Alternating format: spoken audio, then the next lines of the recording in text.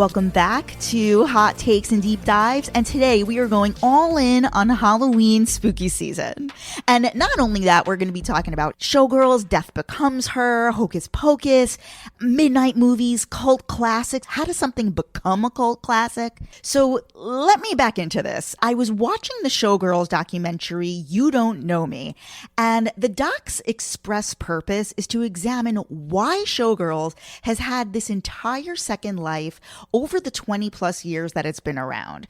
Like, it's interesting to ponder why we can like something that is so strange, so flawed, so completely reviled and rejected by the arbiters of quote unquote taste when it was released.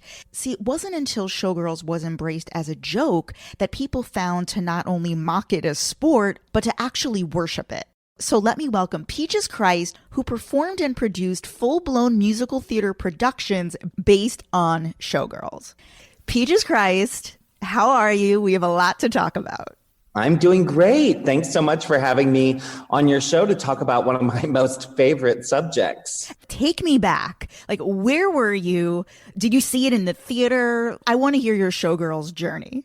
Sure. So, I grew up in Maryland, and I was, definitely an outsider and a weirdo. And my saving grace was discovering the work of John Waters and kind of going to the school of John Waters, worshiping John and his films, which meant that I read his book Shock Value and, sort of started to get into underground film and midnight movies and really started to understand it better as a young person because I idolized Heat and Divine and Mink and that whole team. So I go to Penn State where I study filmmaking, and I basically put together a grant between the queer student group that I was part of and the student filmmakers group that I was part of. And I bring John Waters to Penn State, and John had just attended the Cannes Film Festival where he got to see Showgirls. So John Waters himself was the one who told me, "You will not believe this movie. You won't believe it." So of course I had to see it. And the minute it came out in theaters at Penn State, I had to cross a picket line because, I was a women's studies minor at Penn State. So I was a film major and a women's studies minor. And I had to cross a picket line with friends and people I knew. Movies at this time were more controversial, especially when it came to queerness and sexuality. And of course, the depiction of women in general in the mid-90s was pretty negative, and the depiction of queer people was pretty terrible. The trailer for Showgirls ends with a lesbian kiss, if you remember. It's the kiss between Gina Gershon and Elizabeth Berkley. Pretty much from the moment it started, knew I was kind of loving this thing and that it was wrong, that there was something wrong about it. And yeah. What was the reaction of the people who you were with? Well, I have to say, it's funny because when I think back on that I had a friend, my friend Michael, who understood camp, and we really had a similar value system when it came to pop culture and movies. And so we didn't necessarily go into these things, thinking they were horrible. We actually, could laugh at something and appreciate it, simultaneously. And I remember the Madonna film that came out before this that we went to see. Body of Evidence? Yes, absolutely. Which I think if you have not seen Body of Evidence, it is worth checking out because it is another sort of oh my God, what is happening? And I remember it was very similar to that screening. Michael and I went to see this movie. Everyone in the auditorium seemed to be having a totally different experience than we were, and in both those scenarios, we were kind of living for these movies, especially Showgirls. Body of Evidence is no Showgirls, but it's still kind of wonderfully baffling, and it's Madonna, But so here's the thing. Body of Evidence is an example of a movie that's bad and people forget about it. Showgirls is an example of a movie that's quote unquote bad, and yet it has this enduring legacy for 25 years. Exactly. And I think any film that continues to be screened, Showgirls. So, we went and saw it, and long story short, I fell in love with it immediately. And, very shortly thereafter, moved to San Francisco with my friend Michael, we became Peaches Christ, and Michael was my sidekick, Martini. And we did this midnight movie event called Midnight Mass. And we did that in 1998, and we screened the movie Showgirls. And I remember very clearly that, because the movie was so new, the midnight movie bookers that we were working with from Landmark Theaters, that's the company who was producing our event, were so confused by my interest in booking this movie, because midnight movies were not new films. They were, at the time, they were basically male college fare, like Pink Floyd's The Wall, Taxi Driver, Clockwork Orange. Like, you were lucky if you got a Pink Flamingos in there, They weren't even necessarily queer, it was... In New York City, they still do the midnight screening of Rocky Horror here in Chelsea. Right. Yeah. Which is amazing. I mean, Rocky Horror is the longest running exhibited film of all time, because it never really left the theaters, which is just so incredible. But outside of Rocky Horror, midnight movies at that time were considered sort of a college town thing. Yeah. And the big cities had sort of gotten away from it. And when I booked Showgirls, they actually messed up, and they booked the movie Striptease with Demi Moore? Yes. And I had to call the booker and say, no, I want Showgirls with Elizabeth Berkley. And they were like, why? Oh my God. Do we know when the earliest screening of the movie for the express purpose of comedy was? Like, were other people doing this? Yes, but it didn't take off, and that's the thing. So when MGM determined that Showgirls, because it was so expensive and it was supposed to be such a huge blockbuster hit, a la, Basic Instinct, and it just wasn't, and word of mouth was just horrible. They did actually hire drag queens to screen it in New York. Jackie Beat was one of them, and that was while it was still like attempting to find its audience, and for whatever reason it didn't work. And so it never caught on as a midnight. And then maybe because I had waited a year, or whatever, and maybe because I was in a different city and I was in San Francisco, not only was it the second film I ever did at Midnight Mass, the first one was Faster Pussycat Kill Kill. The second movie was Showgirls. And the fact that Showgirls basically sold out the first time we screened it. And I offered things like free lap dances with every large popcorn, and I burst naked out of a volcano, and it pretty immediately became a thing. And then I screened it consecutively for the next 20 years. Wow, you're still doing this? I'm not. Oh, why aren't you doing this? The real reason is because after I hit year 20, I decided I would take a break. And I had done Showgirls, the musical, and I had done like every version of Showgirls you could imagine over the 20 years. I really, at this point, am holding out for an open invitation I've made to Elizabeth. And so, when Ms. Berkley will come and let us honor her, I will put back that naked bodysuit back on and burst out of a volcano. But it was the thing where it was like, I've done this for 20 years. I haven't done anything else in my life for 20 years. I haven't had a relationship for 20 years. I haven't lived in one place for 20 years. So this one thing, I was able to say I did it for 20 years. Every year I did this thing. So I announced in the 20th year that it would be the last annual screening. Okay, so on Elizabeth Berkley, so this is so interesting. So what is it that you want? What's the open invitation? Like, what do you want to do with her? In general, I've talked a lot about this sort of inherent Hollywood misogyny that surrounds female performers. And, it really pisses me off. And I think that there's this sort of sense that because gay men love it, it's almost less than, or it's trivialized, or it's silly. And so women who are in these movies where they deliver these deliciously, wonderfully over-the-top performances, full of insanity, when the movie doesn't succeed, they are crucified. You know, these are the people that are punished. So, you know, Elizabeth Berkley was really raked over the coals for that movie. And she was a young woman, and it had to have been a horrible experience. Like, so much so that after its release and she was raked over the coals, she never spoke about it again. Yeah. And I think the only time she ever acknowledged it, or acknowledged the fact that it actually did have this cult following all these years later, I think maybe like within the last 10 years when Chelsea Handler's show was still on the air. She was on Chelsea Lately to promote something, and Chelsea was like, oh, like, can we talk about Showgirls? She's like, that must have been a rough time.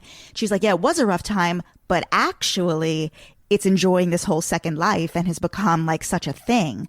And that was really the only time she acknowledged it. And then, of course, she did introduce the movie at the Hollywood Forever screening, which they do show. But what was that exactly, the Hollywood Forever screening? So the Hollywood Forever screenings, and I was so jealous. I was so jealous when they did that, because, you know, that was my dream, was to have Elizabeth come to one of my shows.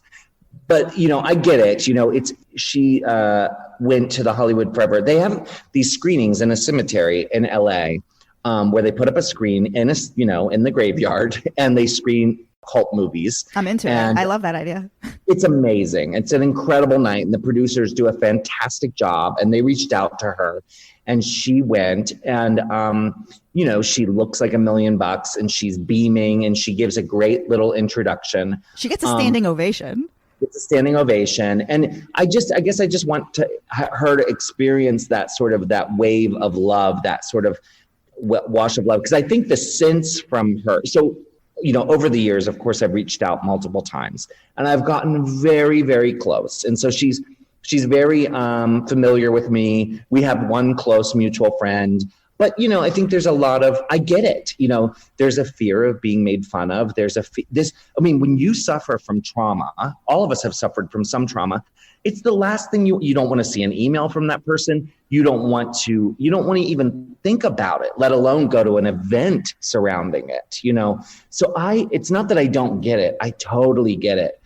But I really feel like I guess the bigger message, with or without Elizabeth, that I want to kind of point out is that if you're Jack Nicholson and you deliver the same performance, or if you're Al Pacino in Scarface, or you're Anthony Hopkins in Silence of the Lambs, you win awards for these kinds of performances, right? But if you're Faye Dunaway in Mommy Dearest, or you're Elizabeth Berkley, not only are you raked over the coals and crucified, but the men who wrote and directed the film get, you know, basically their careers don't suffer they at all. They get a pass. I mean, he went on to Verhoeven, the director. He went on to do another piece of shit, Starship Troopers, with our very own Denise Richards. What'd you say? I like that movie too. That's a real piece of shit. Oh my God, it's pretty out of control. Yeah.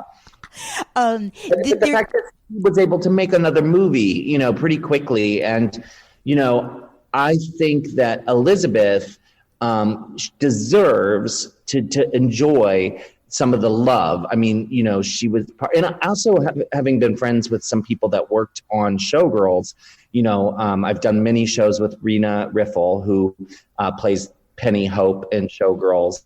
And I'm also friends with Patrick Bristow, who famously plays Marty, the guy who yells, "Thrust it, thrust it." Mm-hmm. Patrick is actually in, you know, my feature film. And Patrick, you know, I got to talk to him, like, what was it like being directed by Paul Verhoeven? Like, what was it like being on the set of Showgirls? For me, it's like The Wizard of Oz or something. What did he say? He said that they were filming at Lake Tahoe. They were filming the thrust it scenes and stuff up in Tahoe, like at a casino.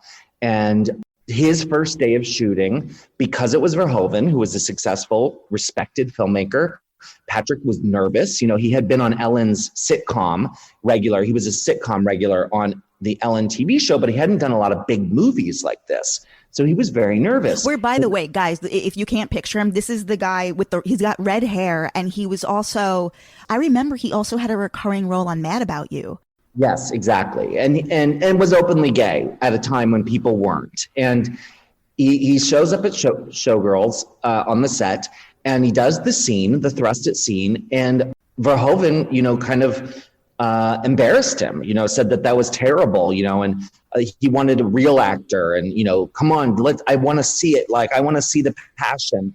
And so Patrick does take two, and he yells thrust it a little more, and Verhoeven's really pissed off. So then Patrick does this take that he thinks is so over the top and so ludicrous, and Verhoeven loved it. And in that moment, he knew they were making something totally different. And he called his husband that night, who is such a sweetheart. I remember him telling me the story with his husband, Andy, in the room. And he said he called him really upset and said, I have no idea what we're doing here.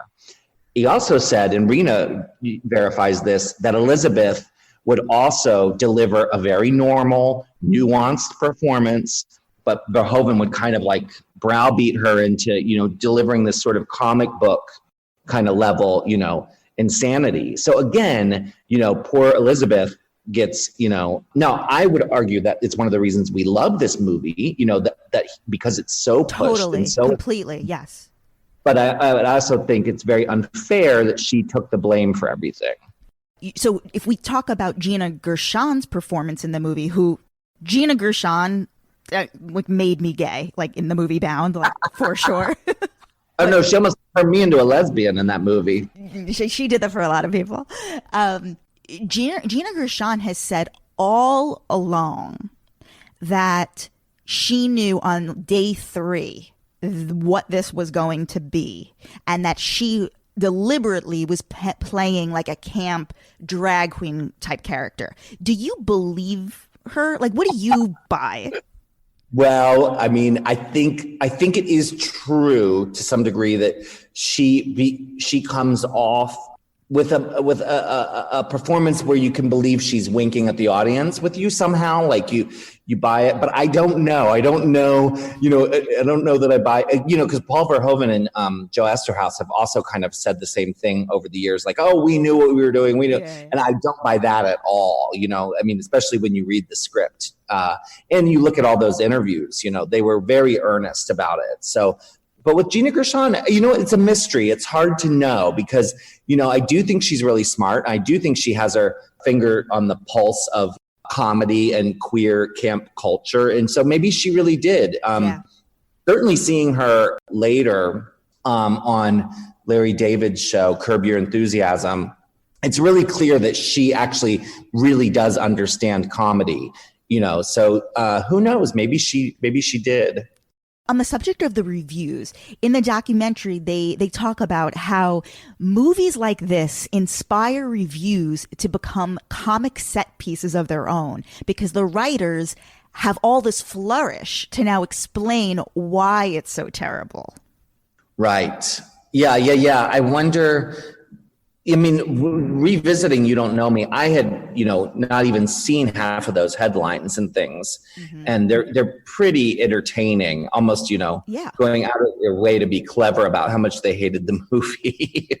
But, I think one of the things that makes a great cult movie cult is that it's misunderstood by the rest of the world. And so it's this thing that we understand that they don't understand. And, you're either in or you're out. You either love this thing.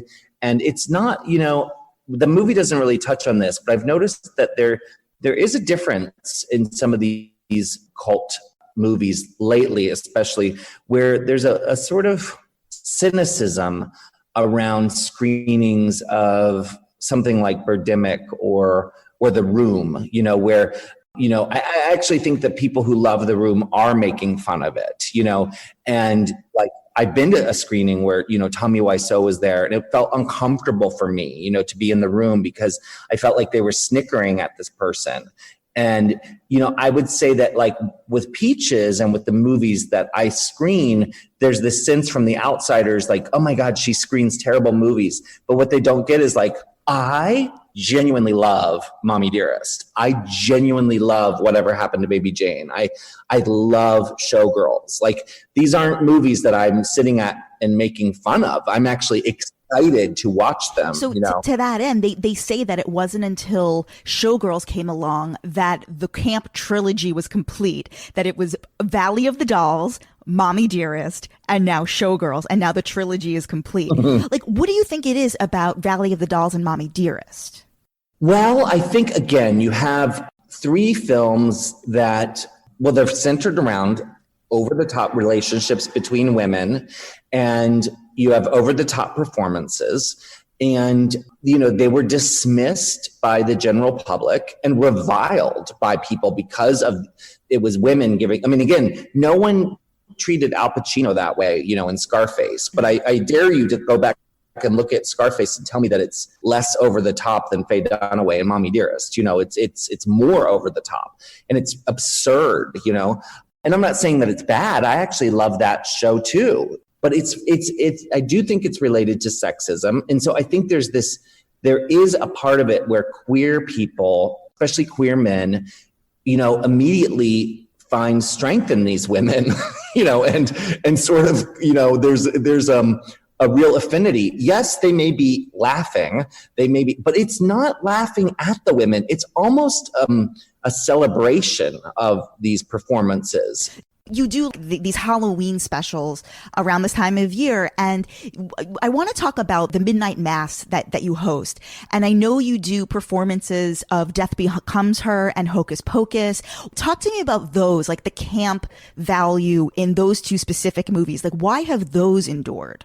Well, it's funny because both those parody shows I have done with the same cast. Both the parody shows for Drag Becomes Her and the parody shows for Hocus Pocus are with myself and Jinx Monsoon and Binda Creme. That's mostly a coincidence, but I do love working with them a lot.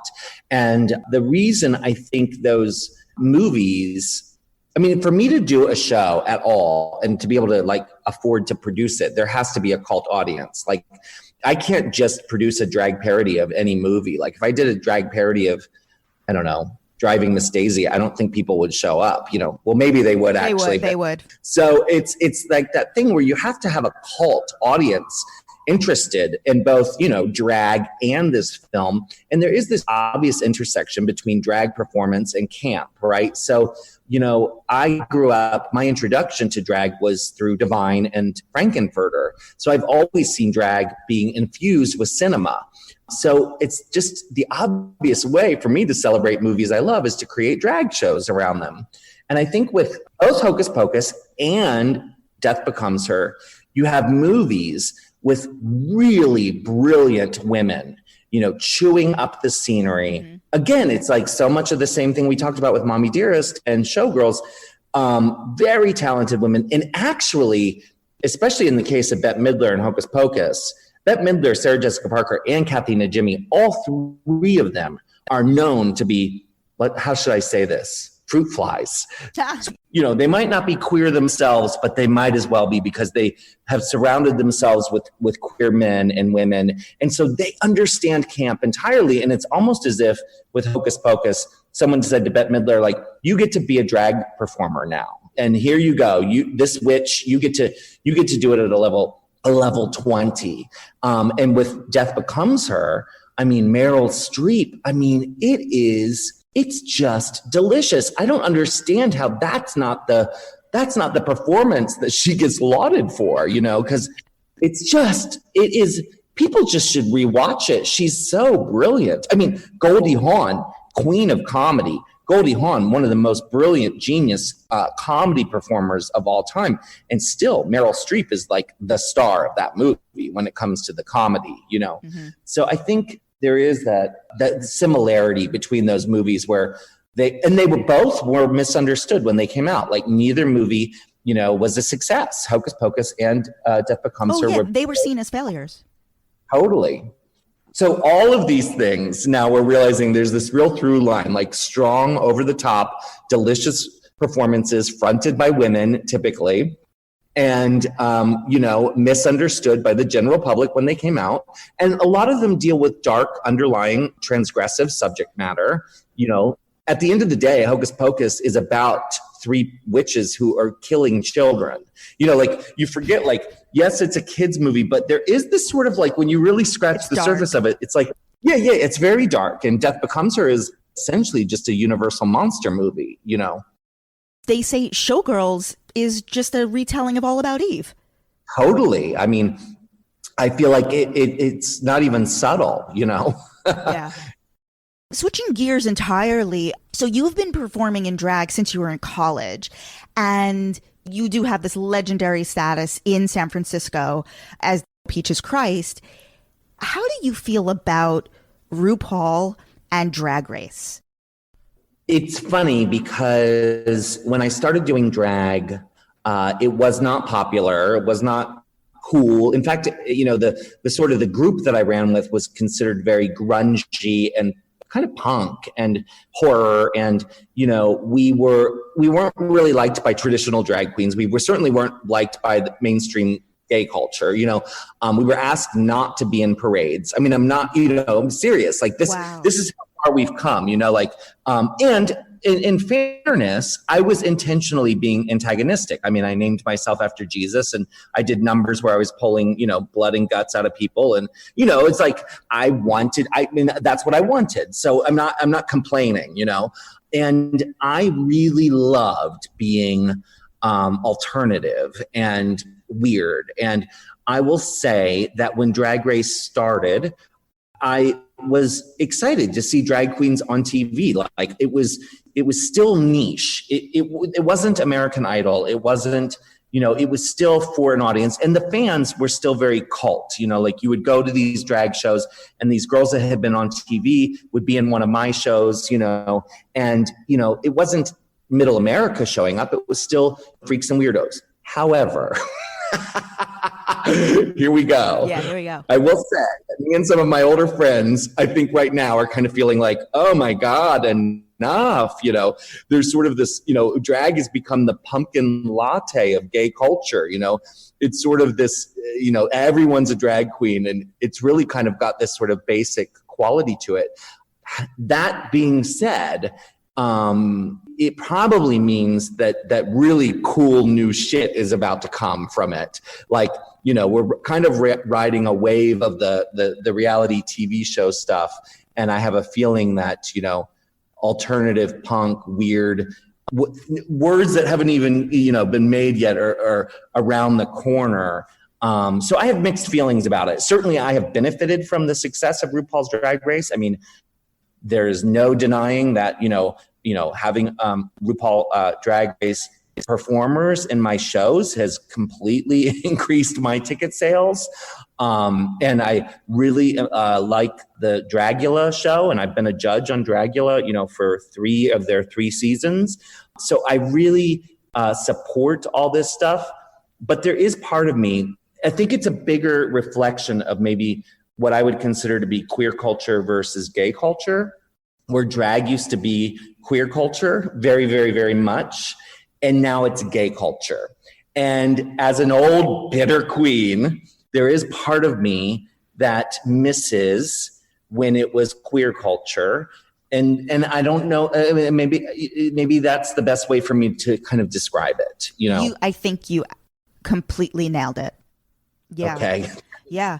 I try to navigate around that question, like where I'm expressing myself without sounding too bitter, because I don't begrudge anybody the success or the awards. And I certainly think it's an amazing thing that kids have access to this stuff now. The same thing with gay marriage. You know, like I'm in a binational relationship. My partner and I went through hell because it was not legal for us to get married, 10 years ago. So I certainly want to see equity amongst everybody and exposure. But I do miss, the 90s when being gay was just punk rock. Like just being out was, cool, It actually felt special when I was in high school and when I was in college. And then now it's Disney. Yeah. And like we know, there's a good side to it and a bad. And I'll say this, I'm grateful that I got to actually jump through those sort of harder hoops in my, and in fact, I should say that I've actually kind of rethought it. When I started out in drag, you could be a booger. I mean, I was not a pretty queen at all. But because I was on stage and entertaining and putting out shows and screening movies, like I was able to build a career. I worry today that the same situation for someone, it's almost as if you don't get on that TV show, it's going to be much harder to build that kind of career and become, I'm lucky. I talked to Coco Peru and Jackie Beat and Lady Bunny and, all of the older queens. We're really grateful that we actually kind of got to come up before the TV phenomenon because we had to figure it out on our own, Absolutely. And now only 13 girls a year out of how many thousands, get on that TV show. So, I think it's easy for us older queens to say, oh, it's so different now. It's like, I actually think maybe it's harder, There's so much more competition. So much. And one TV show, really one. And even the girls that go on that TV show, how many of them come off of it and are able to make a living? Some of them do quite well and become multimillionaires, but that's not all of them, Mm-hmm. It's tough. It's a weird thing. Tell me how you originally incorporated performance of Showgirls into your act as Peaches Christ. Like, when did this start? So it started in 1998. We're talking like 3 years after the initial release. Yeah, that's right. Damn. So I began Midnight Mass in 1998. And the idea was I had heard about the Coquettes in San Francisco, who were this hippie renegade group of drag performers who in the late 60s and early 70s did shows at a cinema in North Beach at midnight, and then they would screen movies. And I found out later that my show was kind of nothing like theirs. They were all on acid, and it was Sylvester singing disco songs, and it was very trippy. Whereas my shows tended to be more of I grew up a kid who was obsessed with movies, and my obsessions are what have driven me. And so my obsession with screening these movies and then utilizing drag to celebrate the movies is where this all was, where it all came from. And also creating a 4-dimensional experience where the audience wasn't just an audience, but like, it's almost as if the audience was as much a part of the performance as the performers were. That was really where we were coming from.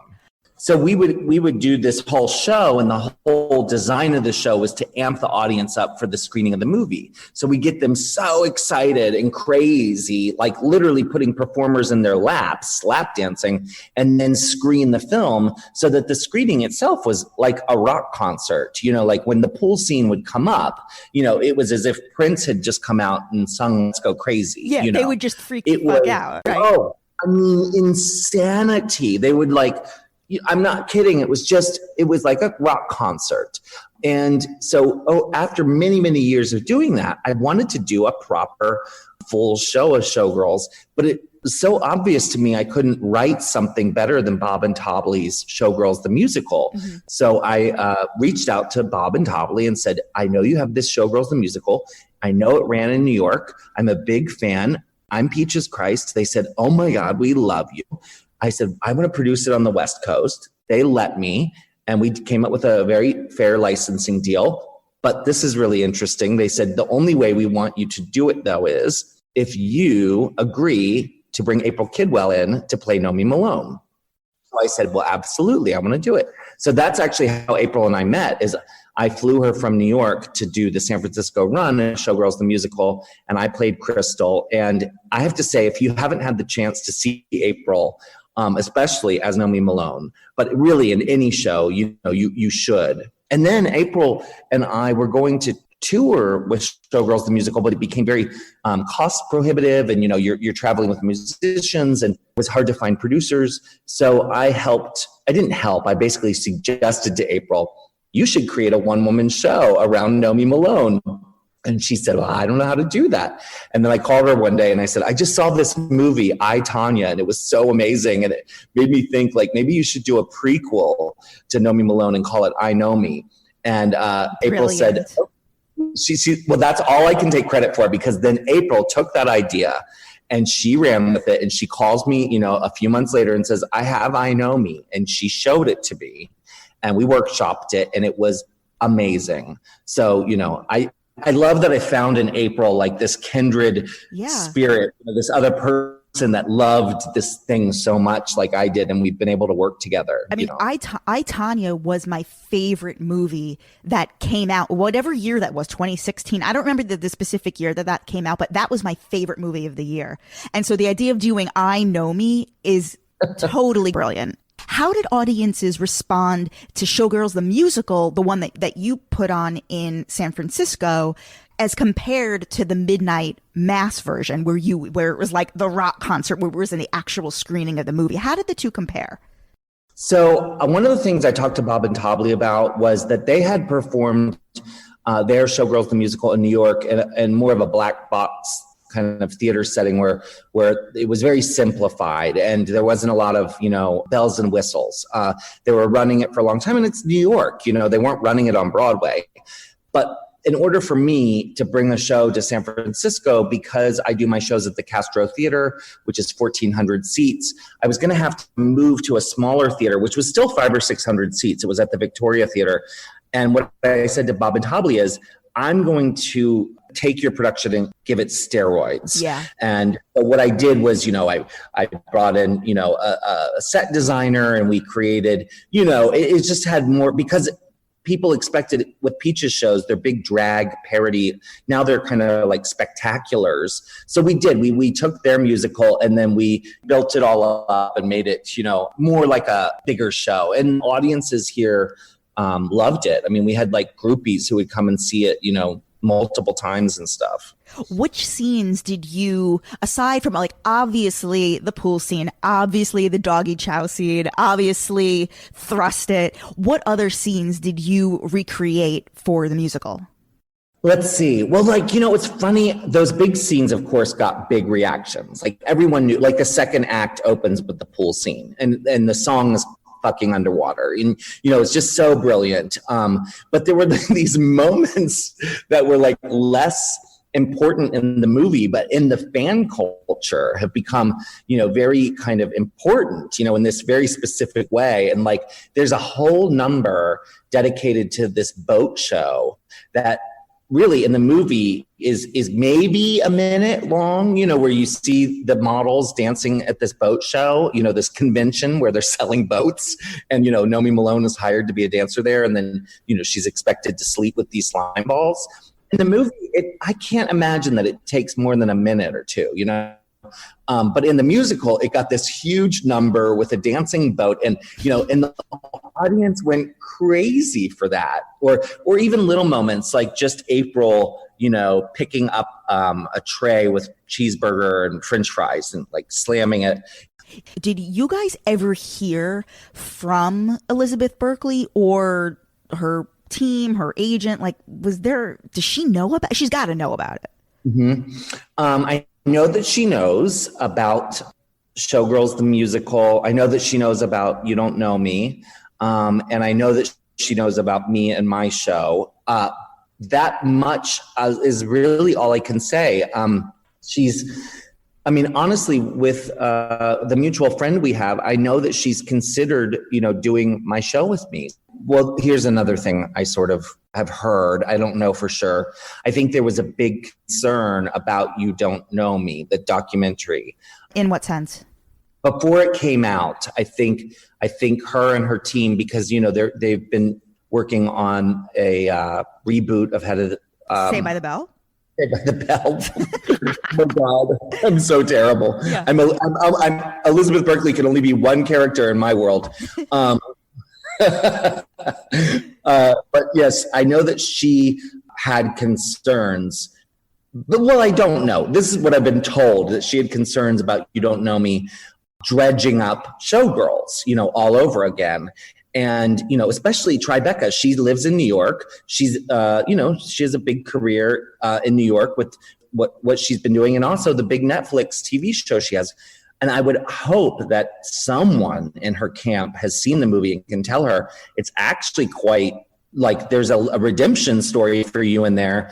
And your fans really go to bat for you.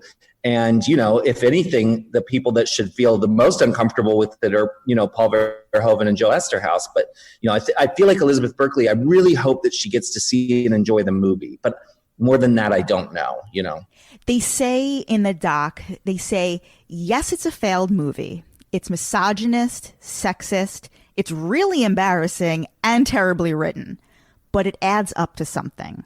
The type of comedy I don't think you can make on purpose, which makes it very rare and valuable.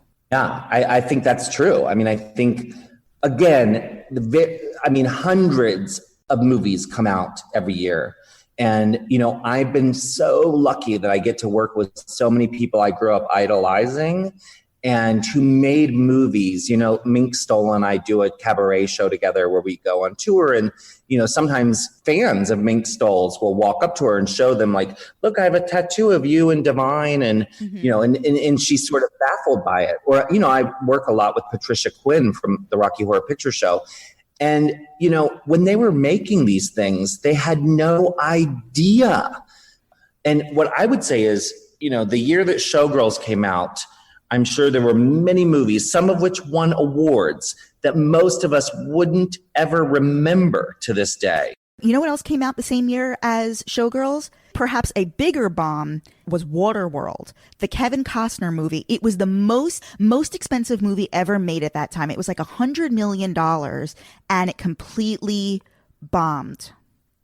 Totally bombed. And wasn't even special, right? Because we're not screening that movie. Completely forgotten. Yeah, it's that thing where it's like, I would much rather be in a movie. Like, I'm really good friends with a filmmaker named Darren Stein. And Darren wrote and directed a movie called Jawbreaker. Oh, yeah. And so when Jawbreaker came out, it got really bad reviews, and Darren was devastated, because here's this big studio movie. He's a director in his 20s, making a very campy, over-the-top movie. But to this day, Jawbreaker now has all these kids getting these tattoos. Jeffree Star puts out a makeup, thing for it. Darren's constantly going to screenings of this movie that he made. I said, Darren, this is the payoff for that shit you went through, is now you get to enjoy Jawbreaker forever, And he goes to screenings of this movie he made 20 years ago. He goes to screenings all the time, So I would much rather do that, Peaches, thank you so much. This was fantastic. Oh, thanks for having me. Thank you. Everyone, please follow me, JessXNYC, on Instagram. Go over to the YouTube channel, Hot Takes and Deep Dives. Throw in my name. All of these interviews are available on YouTube to watch, and we will see you soon.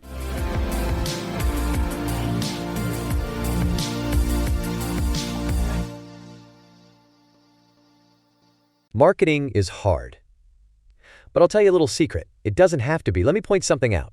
You're listening to a podcast right now, and it's great. You love the host. You seek it out and download it. You listen to it while driving, working out, cooking, even going to the bathroom. Podcasts are a pretty close companion. And this is a podcast ad. Did I get your attention? You can reach great listeners like yourself with podcast advertising from Libsyn Ads. Choose from hundreds of top podcasts offering host endorsements, or run a pre-produced ad like this one across thousands of shows to reach your target audience in their favorite podcasts with Libsyn Ads. Go to libsynads.com, that's LIBSYN, ads.com today.